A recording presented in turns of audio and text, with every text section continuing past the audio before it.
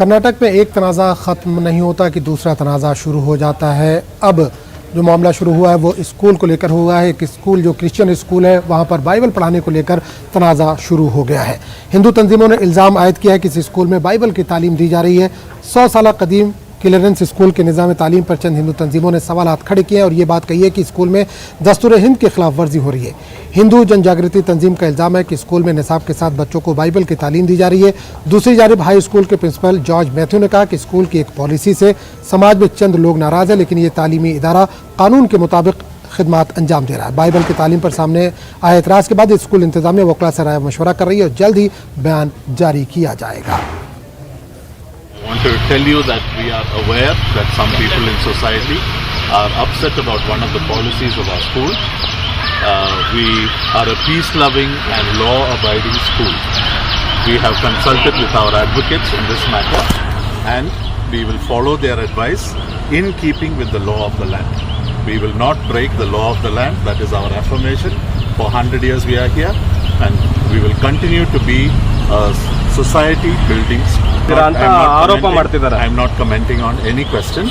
Let our advisors tell us and we will issue a press statement.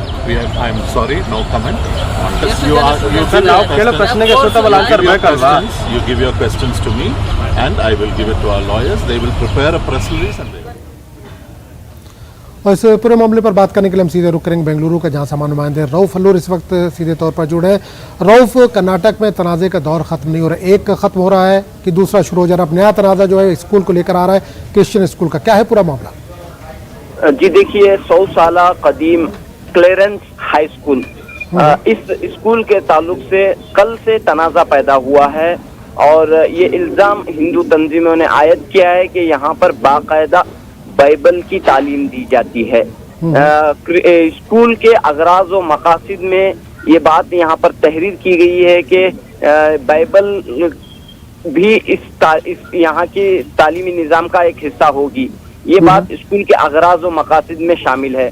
तो लिहाजा इस पूरे मामले पर जो इल्ज़ामात सामने आए हैं कि यहाँ पर बाइबल की तालीम बाकायदा दी जा रही है, सिलेबस के साथ, स्कूल के निसाब के साथ बाइबल भी पढ़ाई जाती है, तो इसके बाद जो है हिंदू तंजीमें यहाँ पर चिराग पा हुए हैं। हिंदू जन जागरण वेदिके ने जो है बाकायदा इस के खिलाफ जो है आवाज़ उठाई है और इस सिलसिले में जो है फौरी तौर पर स्कूल इंतजामिया से वजाहत तलब की है। जबकि स्कूल की इंतजामिया ने, क्लियरेंस स्कूल की इंतजामिया, जैसा अभी हमने सुना कि प्रिंसिपल ने बात कही कि फौरी तौर पर इस सिलसिले में जो है स्कूल इंतजामिया के वकला से रुजू हुए हैं। जल्दी राय मशवरा करने के बाद एक बयान जारी करेंगे। फिल वक्त उन्होंने ये कहा कि जो भी मामलात हैं वो अब तक, यानी कि क्लियरेंस स्कूल जो है रऊफ बाइबल की बिल्कुल रऊफ बाइबल की जो तालीम दी जा रही है वो क्या अभी हाल में शुरू हुई या जब से स्कूल शुरू हुआ है तब से ये सिलसिला चल रहा है? जैसा कि अभी बताया गया कि 100 साल कदीम स्कूल है और क्रिश्चियन मिशनरीज के ने से कायम की थी और यहाँ पर जो है बाइबल की तालीम का जो हिस्सा है वो कब से शुरू हुआ ये अभी इसकी वजाहत हासिल नहीं हुई है। लेकिन अगराज व मकासद में ये बात बाकायदा तहरीर की गई है कि यहाँ पर बाइबल भी पढ़ाई जाएगी, बाइबल भी बुनियाद होगी तालीमी इदारे में। लिहाजा अभी तक ये अहम बात यह है कि जो बच्चे यहाँ पर पढ़ रहे हैं, तकरीबन 600 से ज़ायद बच्चे यहाँ पर पढ़ रहे हैं, तो बच्चों के वालिदैन की जानिब से कोई एतराज़ सामने नहीं आया है। लेकिन अब अचानक ये मामला उठ खड़ा हुआ है, तो इसके बाद जो है रियासत के वजीर तालीम BC नागेश का भी बयान सामने आया है। उन्होंने कहा कि इस सिलसिले में जो है वो मुतल्लका हुकाम से बात किए हुए हैं कि क्या ये पूरे स्कूल में क्या कुछ चल रहा है, उसकी पूरी रिपोर्ट उन्होंने तलब की है।